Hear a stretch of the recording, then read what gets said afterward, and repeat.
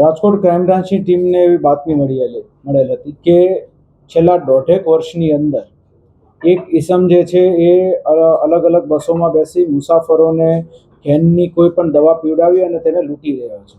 આ બાતમીના આધારે વોચ રાખીને એક ઇસમ જે છે જેનું નામ છે મહેન્દ્રસિંહ હરુભા ચુડાસમા, તેની અટકાયત કરી અને તેની પૂછપરછ શરૂ કરવામાં આવી. પૂછપરછના અંતે તેવું ધ્યાન પર આવ્યું કે ઊંઘની જે ગોળીઓ જે હોય છે તે આ ઇસમ મેડિકલ સ્ટોર ખાતેથી મેળવી તેની પેસ્ટ બનાવી, એ પેસ્ટને બિસ્કિટ ઉપર ચોપડીને ત્યારબાદ જ્યારે એ મુસાફરી કરતા હોય ત્યારે પોતાની બાજુનો જે મુસાફર હોય તેને બિસ્કિટ ખાવા માટે થઈને આપી અને બીજો પણ નાસ્તો કરાવી અને જેવો પેલો વ્યક્તિ જે છે એ ઘેનમાં જતો રહે એટલે એ સાથે જ તેને લૂંટી લેતો હતો.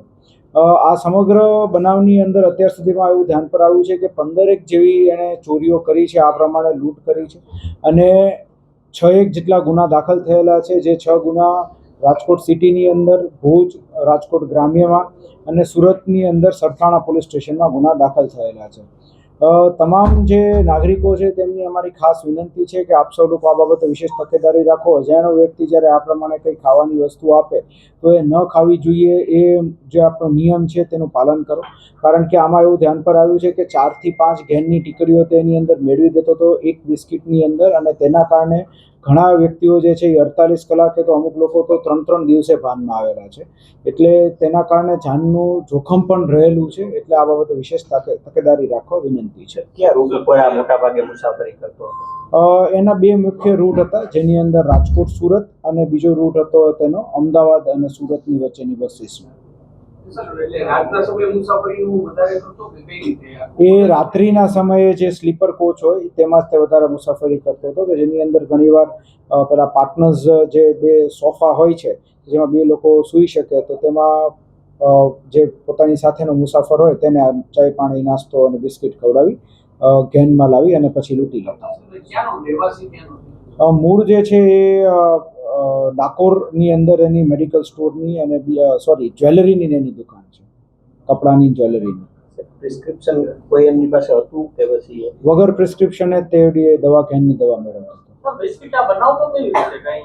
એટલે એ જે છે એ રેગ્યુલર આપણા જે બિસ્કિટ હોય ક્રીમવાળા બિસ્કિટ, એ બિસ્કિટની અંદર એક પેસ્ટ બનાવી નાખતો, આની જે દવા જે છે ઊંઘની દવા એની પેસ્ટ બનાવી નાખતો અને પેસ્ટ એ ક્રીમ ઉપર ચોપડી દેતો અને પછી પાછું બિસ્કિટ બંધ કરી દેતો.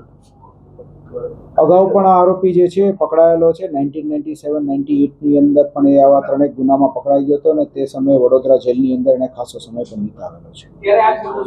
મોડસ ઓપરેન્ડી આ છે.